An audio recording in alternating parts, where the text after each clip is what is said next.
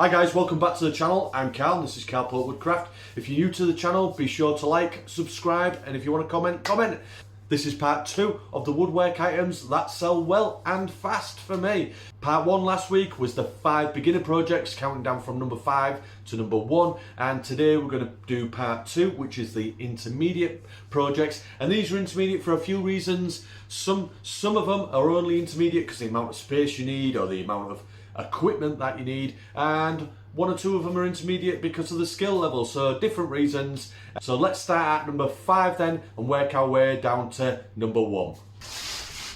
Coming in at number 5 then is my toy boxes. These are great little items and you can customise these in loads of different ways. You can put names on them, you can put designs on them, you can paint them, wax them. There's all sorts of different ways of customising these for your client and to make them your own. There's loads of different places that you can sell these. I don't do any shipping with my products what I sell, so mine are all sold locally. And these are, well, they're probably at about number 6 of my most sold things. So they're not in that top 5 of the beginner ones last week, but they're still pretty popular. And they're definitely a good item to have in your repertoire. So let's move on to number 4, dining sets. Dining sets are a pretty good money maker. They're reasonably simple to make, however they can be moving into that intermediate bracket, and there's a few things that you need to be aware of when you're making them.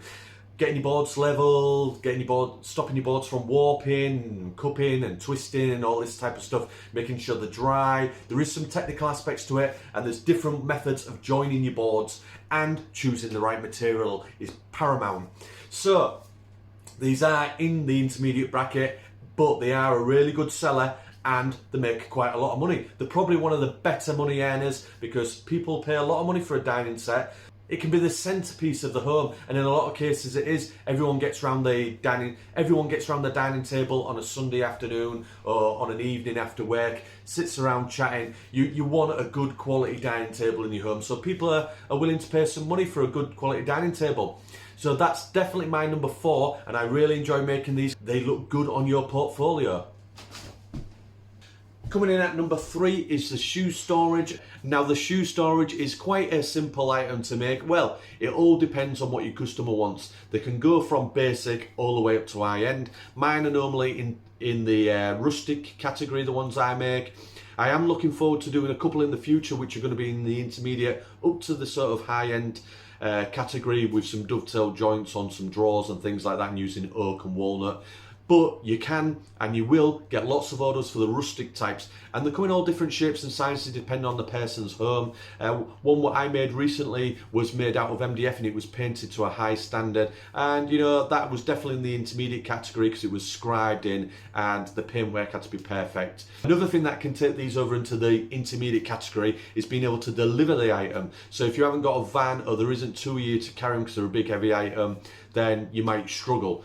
However, it's a great item to sell and you can customise these for your clients, and you can also do what you're capable of doing, whether it's transportation, delivery or skill set.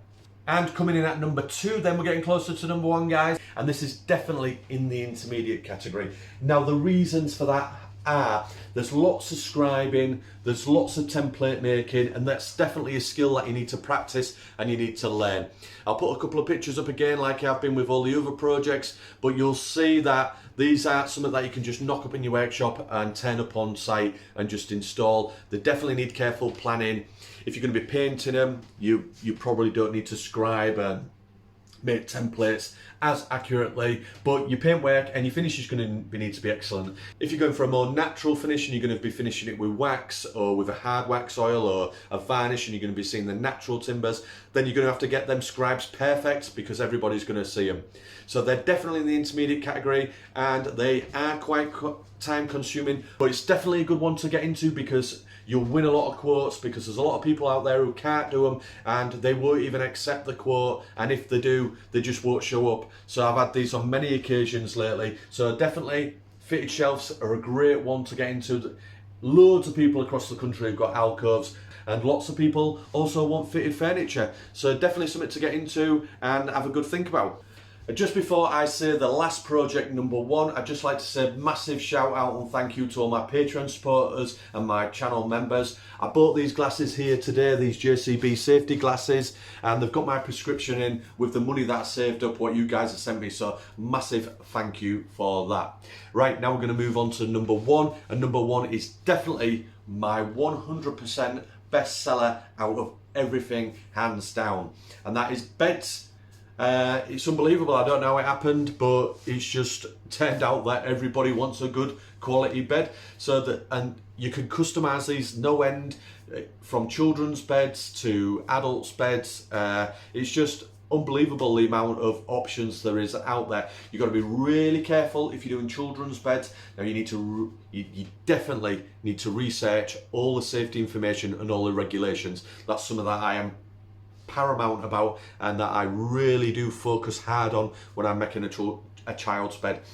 Gaps and weight capacities, there's all sorts involved. You definitely need to read up on that, and don't just jump into making children's beds without doing your research. Something to think about. And like I always say, guys, if you've got any questions, don't hesitate to ask. Ask in the comments. I'm more than happy to talk about what I sell, and even how much I charge. I might ask you to direct message me and things like that if it's about technical information and prices and stuff like that. But don't hesitate to message me in the comments.